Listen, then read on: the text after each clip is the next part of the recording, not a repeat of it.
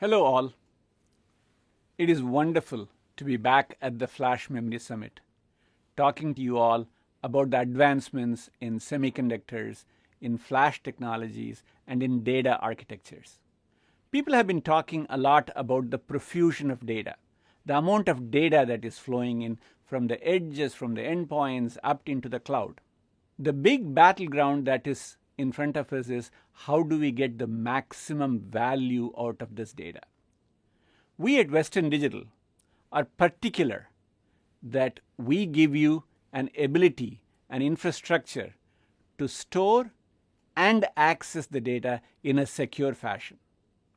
We're going to be talking to several key Western Digital executives on what they are doing with respect to this ability to take the data, curate the data, and be able to deliver it in a fashion that you can get the maximum value out of this data.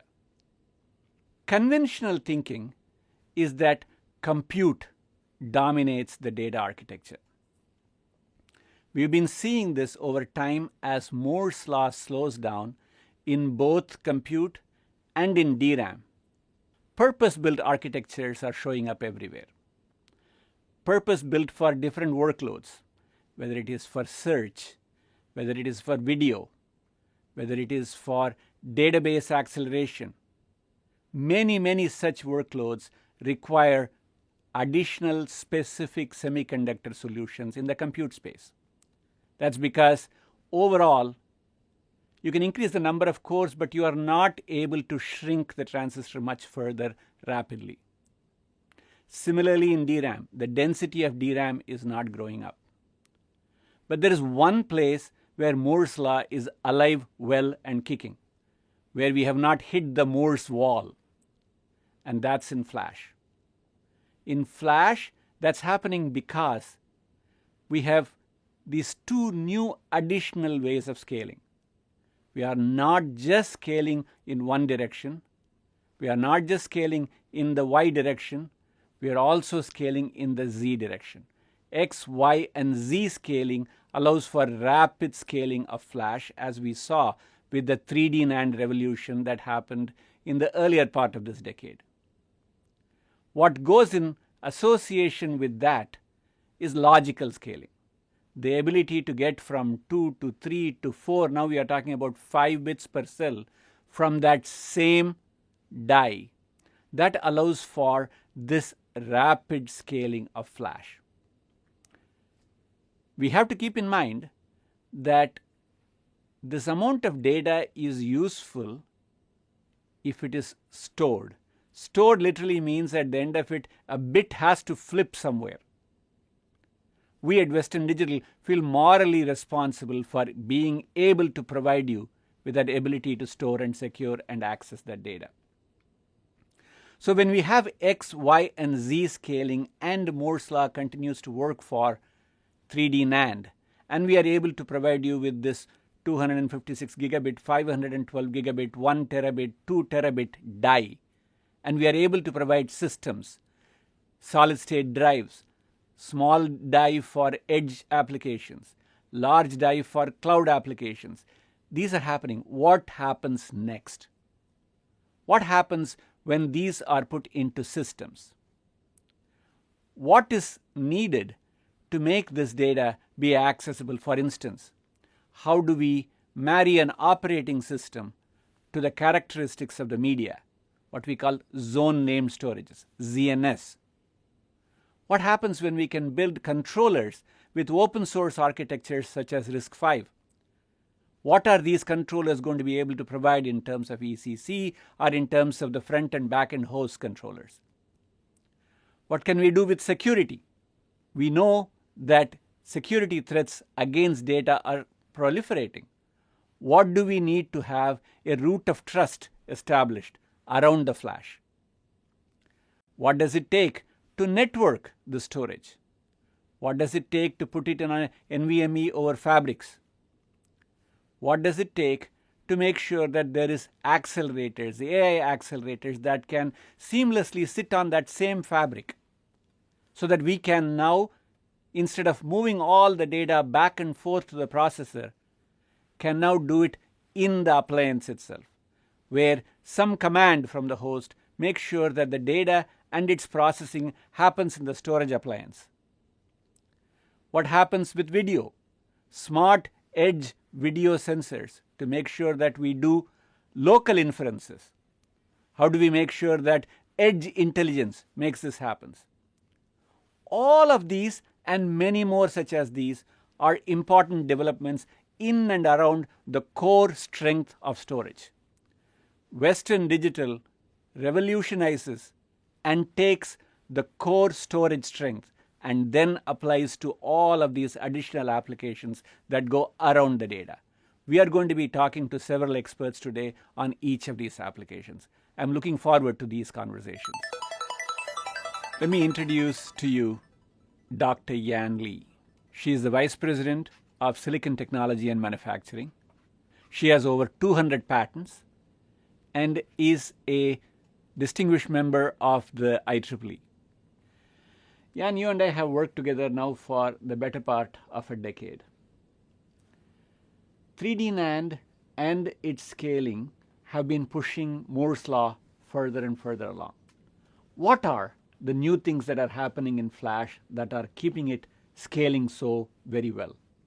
So 3D NAND indeed scaling very well. We have two aspects of scaling, physical scaling as well as logical scaling.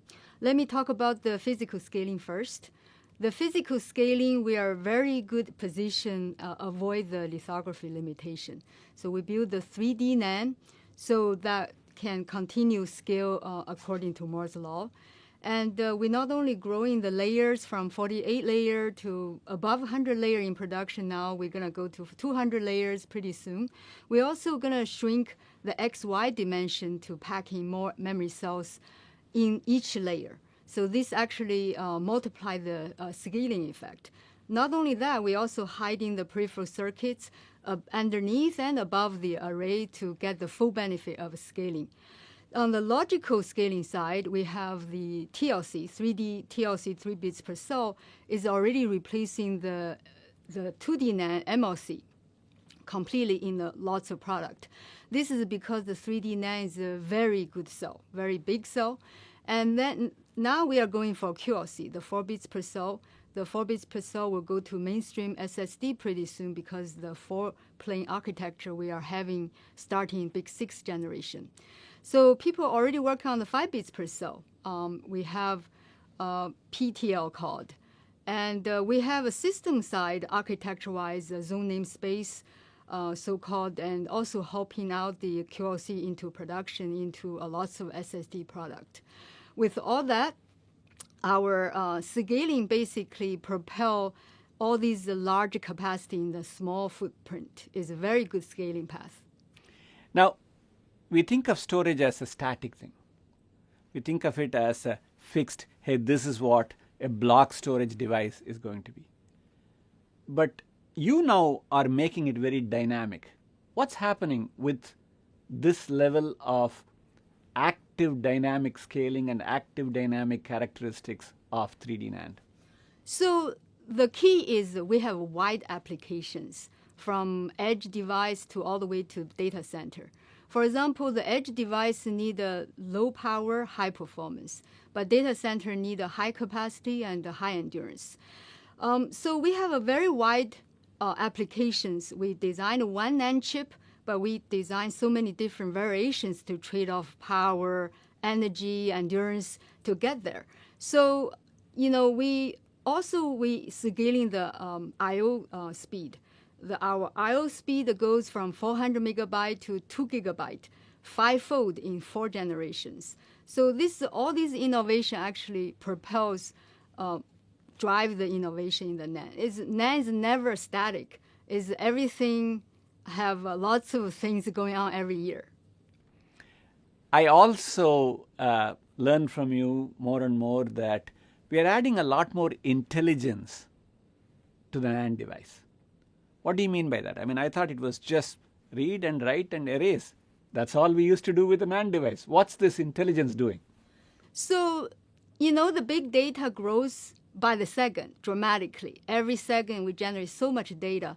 the data analysis suffers from the conventional von Neumann computer architecture nowadays.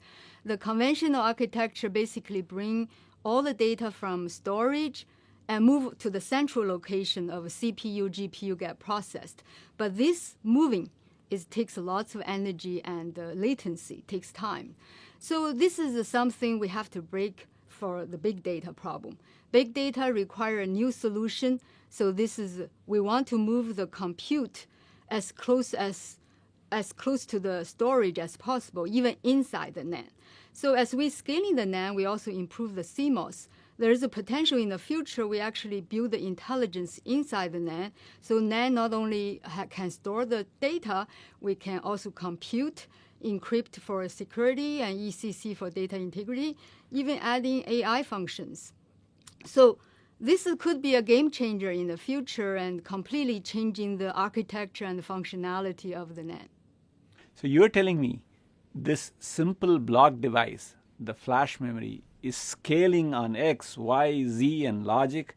It is very dynamic in that you are designing for the edge, you are designing for the core with characteristics of high endurance or low power, while at the same time figuring out how to add more logic, more intelligence into the CMOS circuitry under or above. Absolutely. We can do that in the future. Thank you. Thank you. It's my pleasure to introduce to you Dr. Richard New. He's the Vice President of Research at Western Digital. He was one of the inventors of the shingled magnetic recording architecture and now on to ZNS, the Zone Namespace Architecture. Richard, we've been talking about computational storage, the idea of bringing compute ever closer to storage. What's new in the field of computational storage? What is exciting about it? Why should we care about it? Thanks, Siva. So that's a great question. So I think it's probably fair to say that one of the significant trends in compute during the last decade has been this idea of moving compute from a central processing unit out to some other device that can do the compute more efficiently. So, for example, think back to a graphics accelerator card, later a GPU accelerating machine learning functions, other types of inference on machine learning accelerators. So these are, or DPUs, these are all ideas of, you have a specific kind of compute that instead of doing it on a CPU, you can do it more effectively in a custom architecture. So computational storage extends that idea. And the idea there is to take compute function that would be in the CPU and move it down to the storage device. And if you think about it a little bit, you can figure out what kinds of applications or compute functions might make sense in that context. So if you think about, for example, a box of SSDs connected to other servers through a network, you can imagine that the aggregate bandwidth of all of the NAND die on all of the SSDs is much greater than the network connection. And so you could propose, for example, that there might be some compute functions that you could do that require very high throughput to the storage device, and maybe not that complex a compute function that you could execute on that platform very effectively. So a classic example would be a pattern match function. So if you want to scan through all the data just looking for a particular pattern, that's something that is computationally very easy, but requires very high throughput to the storage device. So that would be sort of a candidate application. Maybe for databases, you would think of row filtering or column filtering. So these are all ideas that potentially have application in the computational storage space.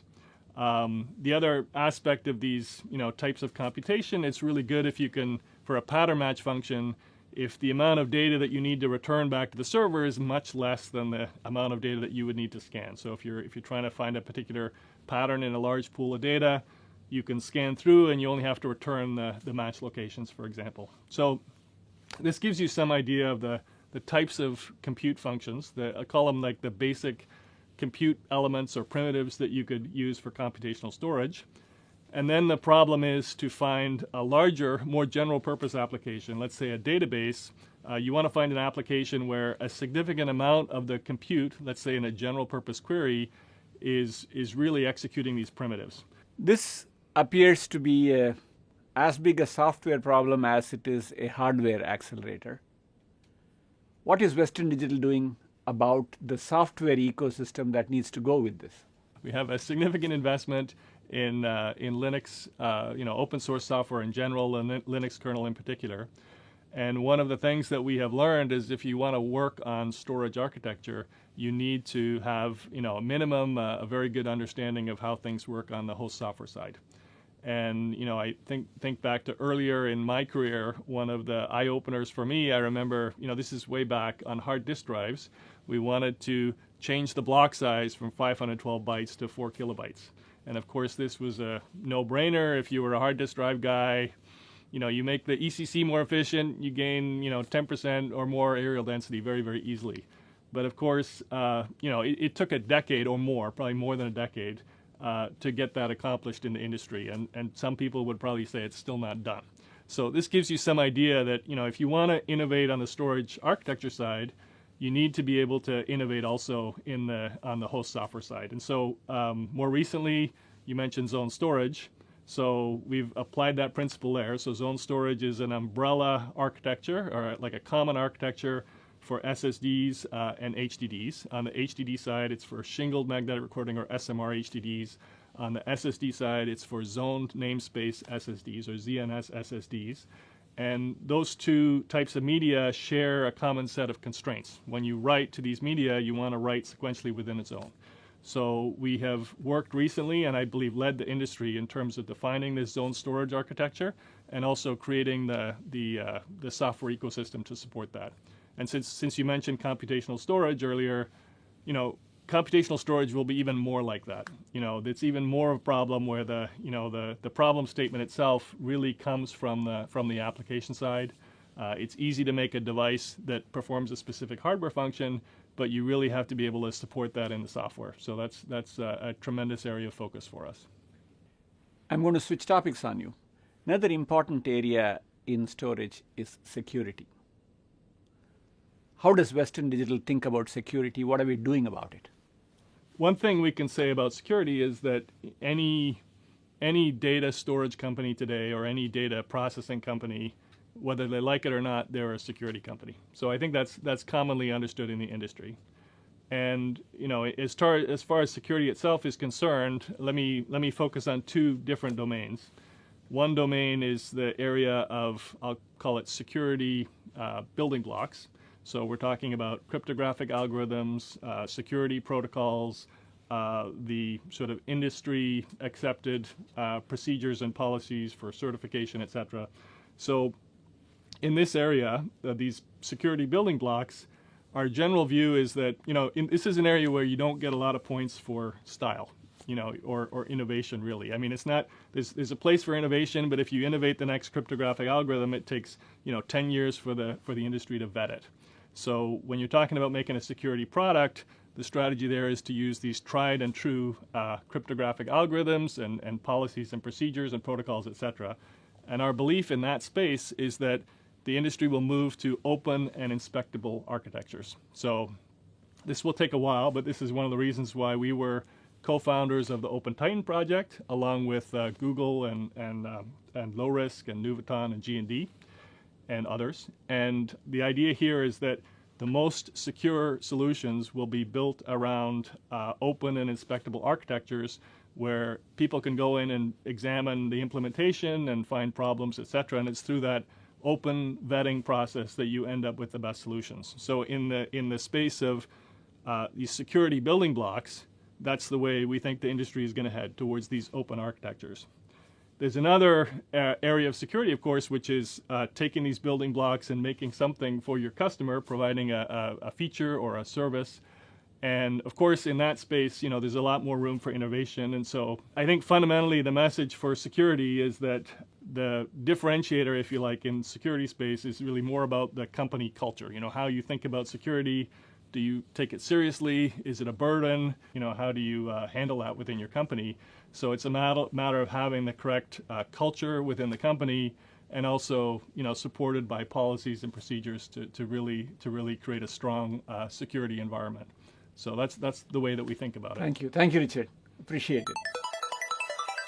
I have the pleasure of talking with Ihab Hamadi. Ihab is a fellow of Western Digital.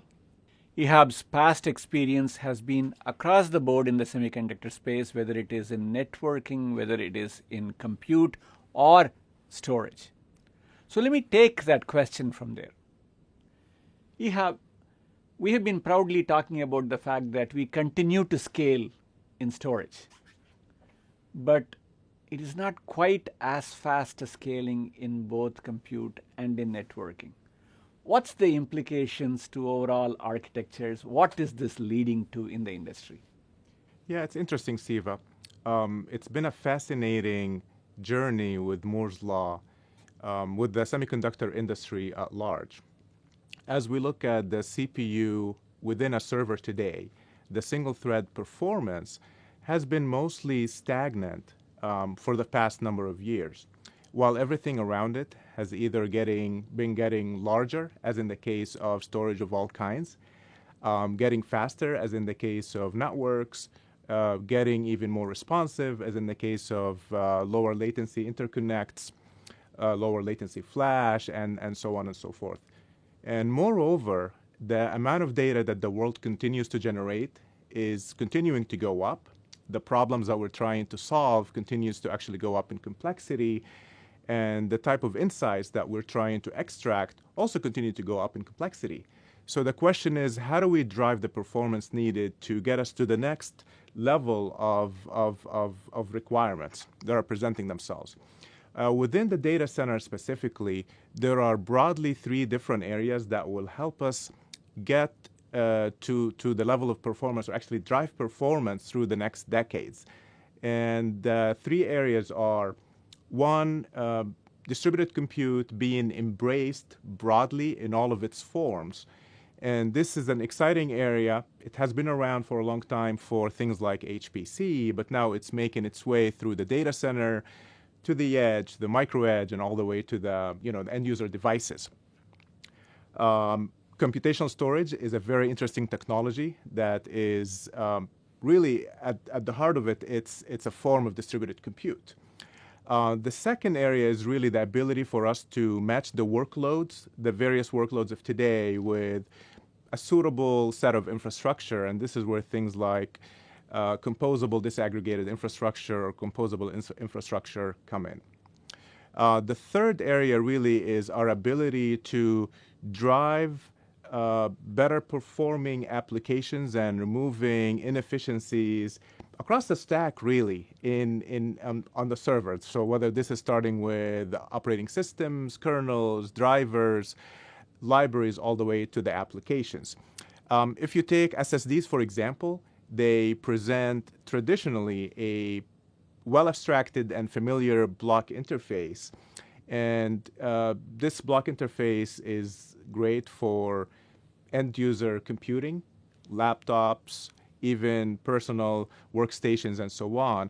But as you get into the data center, the scale really starts to matter a lot. And all these inefficiencies begin to really add up.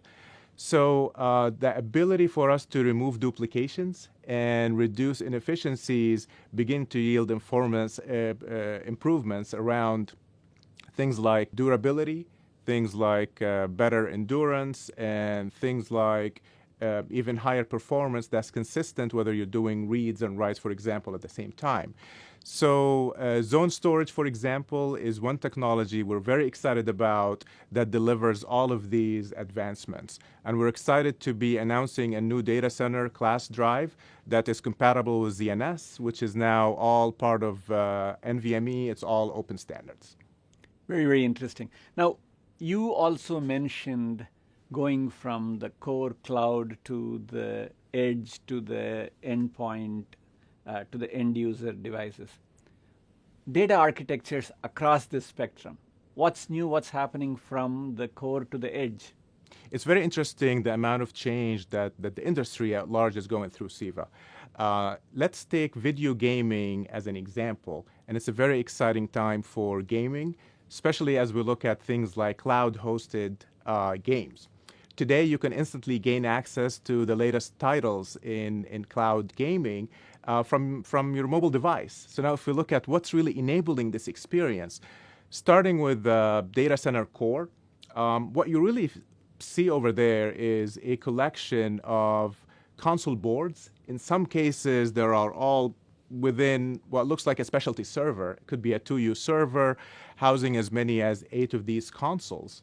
And right above that, you will see a set of switches that are providing virtualization capabilities. Right on top of that, you'll see VMs or containers that are talking to these switches that are actually also connected to cloud storage, and this is where all the games are stored. We're seeing that being mostly flash due to performance reasons and scalability reasons and so on. Along with that, you also see control plane functionality there with the ability to spin things up and down to match the workloads and to match the needs of the specific games that you're playing. So what we're seeing there in terms of requirements for storage is more NVMe, again, due to its mostly performance reasons. We're seeing a lot of advanced telemetry that enables continuous tuning for the storage. We're seeing a variety of form factors from U.2 to E1.S, E1.L, and so on. And as we make our way out to the edge, and this is where, as a gamer, this is the first point of connection that you'll get. The first thing that you see is a CDN or a content delivery network, and this is where you get a lot of the data cached. Specifically the static data and the data that doesn't require rendering, for example, and so on. This is a great area for some of the higher density flash like QLC and in the future maybe 5 bits per cell and beyond. And what we're seeing over there as well is a set of requirements around low power. A lot of these edge locations are very power constrained. We're seeing requirements around performance with regards to consistency. You have a smaller overall number of storage units, so the ability to spread the load across many units becomes limited, and therefore consistently being able to deliver performance becomes even more critical. We see a lot of dense form factors from EDSFF, E1.L, and so on. And we also see a variety of environmental requirements. Temperatures ranging from -40 to +80 C are really commonplace in the core and in the edge in that case. So we have covered a vast ground. We started with Moore's law scaling and limitations in compute, disaggregation, and we have gone from the core to the edge architectures. We came back in and we talked about what's happening in the cloud itself with respect to the data architectures, and then we went ahead and talked about the networking part of it with NVMe over fabrics. Pulling all this together is the centrality of data. The proliferation of data and the fact that we are able to store, and storage becomes the big part of the data center. Data center footprint, data center capacity is driven by storage. The capital spending of large cloud data centers is dominated by how much they need to spend on storage. So this is what we call storage at the center of this data revolution. So we got to hear from experts within Western Digital on the centrality of storage, the scaling of flash, how that is enabling this vast amount of data to be stored, the operating systems such as zone storage, the security and the security operations that need to be done to maintain this data, and then all of the evolution in the architectures both at the core and at the edge to accommodate this volume of data. This is an exciting period in storage industry. Western Digital is doing its part to take our moral responsibility to ensure that we are providing you with the solutions that you need to access and create value out of data.